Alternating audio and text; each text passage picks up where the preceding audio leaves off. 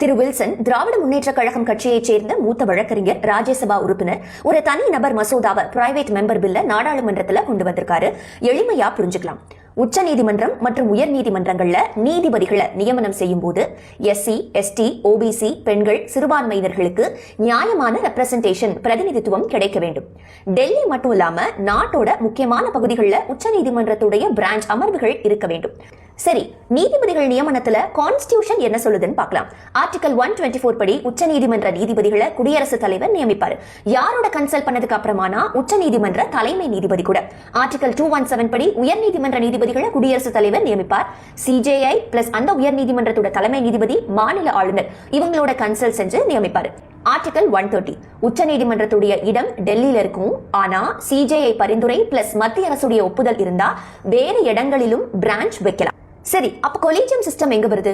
1980கள் வரை நீதிபதிகளை மத்திய அரசு நீதித்துறையோட ஆலோசனை செஞ்சு நியமிச்சாங்க.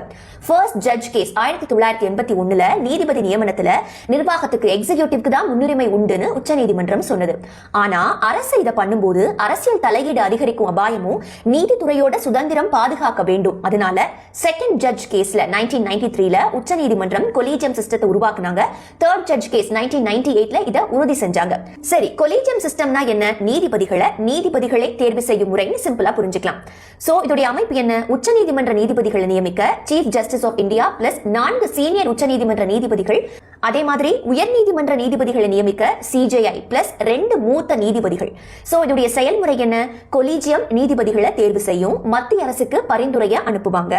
அரசு எதிர்ப்பு தெரிவிச்சா அதை திருப்பி அனுப்பலாம். கொலீஜியம் மீண்டும் அதையே பரிந்துரை செஞ்சா அரசு கண்டிப்பா அவங்கள நியமிக்கணும். சரி, இந்த தனிநபர் மசோதால முக்கியமா என்ன குறிப்பிடப்பட்டிருக்குன்னா, நீதிபதிகளை தேர்வு செய்யும் போது மெரிட்டுக்கு முக்கியத்துவம் தரப்படுது. ஆனா நம்ம நாட்டோட சோஷியல் டைவர்சிட்டி சரியா பிரதிபலிக்கல அப்படின்னு சுட்டி காட்டியிருக்காரு.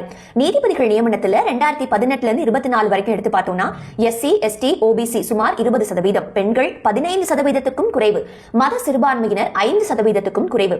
அதனால இந்த பில் என்ன ப்ரப்போஸ் பண்ணுது அப்படின்னு பார்த்தோம்னா, எஸ்சி, எஸ்டி, ஓபிசி, பெண்கள், சிறுபான்மையினர் அவங்களோட மக்கள் தொகைக்கு ஏற்ப உச்ச நீதிமன்றத்திலையும் உயர் நீதிமன்றத்திலையும் நீதிபதிகளை நியமிக்கும் போது அவங்களுக்கான ரெப்ரசன்டேஷனை சரியா கொடுக்கணும், கான்ஸ்டிடியூஷனை அமெண்ட் பண்ணணும். மேலும் கொலீஜியம் பரிந்துரைகளை மத்திய அரசு 90 நாளுக்குள்ள அறிவிக்க வேண்டும் அப்படின்னு ஒரு காலக்கெடு நிர்ணயிக்கணும்னு சுட்டிக்காட்டுது. உச்ச நீதிமன்றம் டெல்லியில மட்டுமே இப்ப இருக்கு. அதனால என்ன சிக்கல் தெரியுமா? 2026 ஜனவரி நிலவரப்படி உச்ச நீதிமன்றத்துல 90,000க்கும் மேற்பட்ட வழக்குகள் நிலுவையில் இருக்கு. உச்ச நீதிமன்றத்துடைய ரீஜனல் பெஞ்சை இதனால அமைக்கணும் அப்படின்றத சுட்டி காட்டியிருக்காரு.